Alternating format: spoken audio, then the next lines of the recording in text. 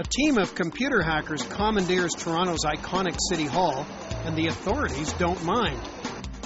Calling themselves Project Blinkenlights, the Berlin-based group turns the building into a giant video display. They unveil it during Nuit Blanche, an all-night arts festival. Thousands flock to check it out. In fact, they get right into it. The idea of Blinkenlights is to turn the building into a display that can be used by anybody.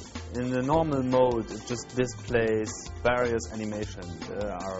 There's a playlist of movies and just plays back one after the other.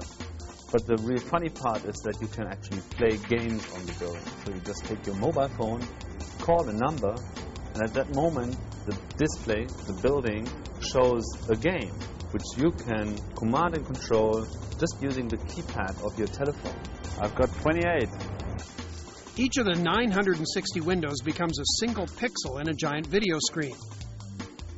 They call the display the stereoscope because it takes advantage of the two curved towers' unique design. It's a huge project, 5 months in the planning, and more ambitious than the group's previous efforts in Berlin and Paris.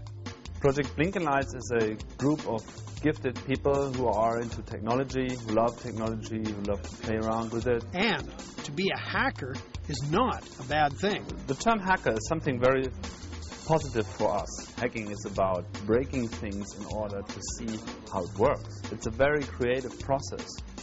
So what other people call hackers should be called criminals.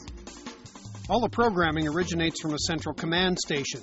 It relays instructions to small computers on each floor. They send signals to custom-designed wireless dimmers attached to each light, directing them to glow at one of 16 different intensities. And every window has to be rigged individually. The first thing you have to do is to put up these cover sheets. So now the cover sheets are set up, and now we can install the dimmers for the lamps. That's all that needs to be done. Now the dimmer is fully operational. Back at the control center, the team monitors the display via a live video feed and a real-time simulation of what's being played in the windows. Some animations come from Blinkenlights members, but anyone can download the code and send in a show. Project Blinkenlights is all about participation. When we created our first installation, we didn't consider it to be an art project. We wanted it to be a platform for people to get in, contribute code, contribute animation, contribute new ideas. And that's exactly what happened. We are focusing on enabling technologies in order to make everybody participate. And even if you don't contribute an animation or play a game, you can interact with the stereoscope.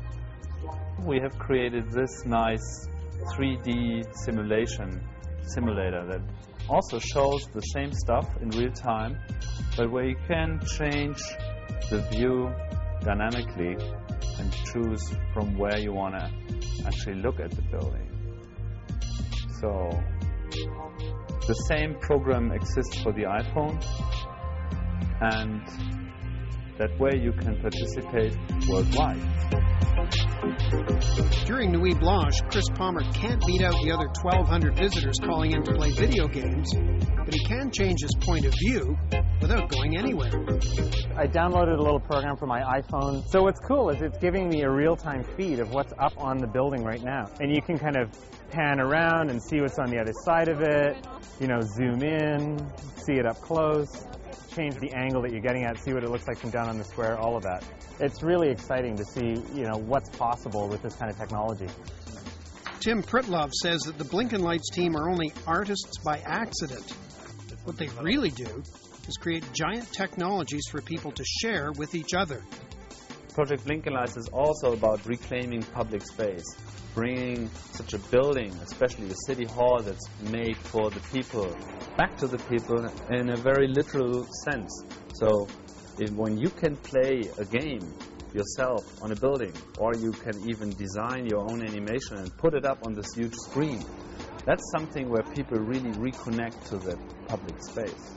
Kind of pan up, see it from up in the air, outer space view. That is so cool.